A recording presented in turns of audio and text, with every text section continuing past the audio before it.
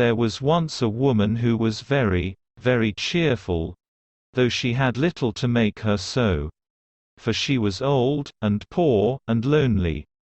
She lived in a little bit of a cottage and earned a scant living by running errands for her neighbours, getting a bite here, a sup there, as reward for her services.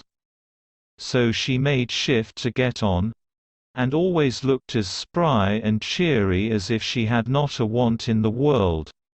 Now one summer evening, as she was trotting, full of smiles as ever, along the high road to her hovel, what should she see but a big black pot lying in the ditch. "Goodness me!" she cried, "that would be just the very thing for me if I only had something to put in it. But I haven't. Now who could have left it in the ditch?" And she looked about her expecting the owner would not be far off. But she could see nobody.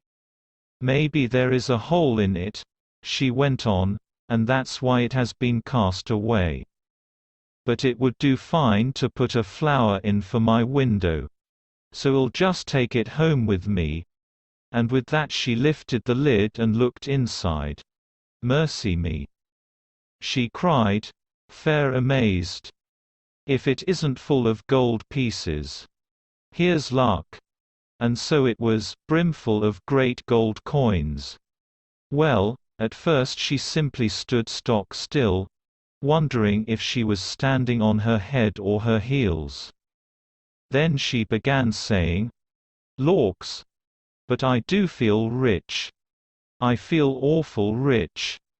After she had said this many times, she began to wonder how she was to get her treasure home.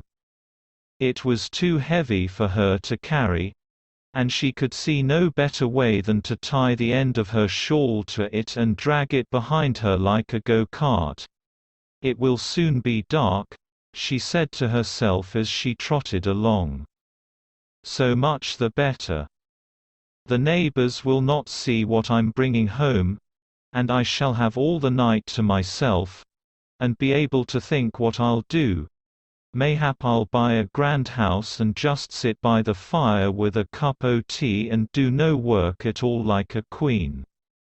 Or maybe I'll bury it at the garden foot and just keep a bit in the old china teapot on the chimney-piece.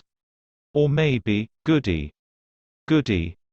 I feel that grand I don't know myself." By this time she was a bit tired of dragging such a heavy weight, and, stopping to rest a while, turned to look at her treasure. And lo! It wasn't a pot of gold at all. It was nothing but a lump of silver. She stared at it, and rubbed her eyes, and stared at it again. "Well, I never," she said at last. "And me thinking it was a pot of gold. I must have been dreaming. But this is luck. Silver is far less trouble, easier to mind, and not so easy stolen. Them gold pieces would have been the death o' me, and with this great lump of silver." So she went off again planning what she would do, and feeling as rich, until becoming a bit tired again she stopped to rest and gave a look round to see if her treasure was safe. And she saw nothing but a great lump of iron. "Well, I never," says she again. "And I mistaking it for silver. I must have been dreaming. But this is luck. It's real convenient. I can get penny pieces for old iron, and penny pieces are a deal handier for me than your gold and silver. Why? I should never have slept a wink for fear of being robbed. But a penny piece comes in useful, and I shall sell that iron for a lot and be real rich, rolling rich." So on she trotted full of plans as to how she would spend her penny pieces, till once more she stopped to rest and looked round to see her treasure was safe. And this time she saw nothing but a big stone.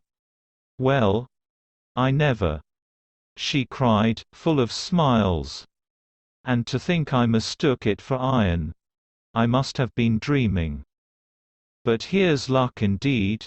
And me wanting a stone terrible bad to stick open the gate. My! But it's a change for the better. It's a fine thing to have good luck." So, all in a hurry to see how the stone would keep the gate open, she trotted off down the hill till she came to her own cottage. She unlatched the gate and then turned to unfasten her shawl from the stone which lay on the path behind her. Aye! It was a stone sure enough. There was plenty light to see it lying there, douce and peaceable as a stone should. So she bent over it to unfasten the shawl end, when, oh my!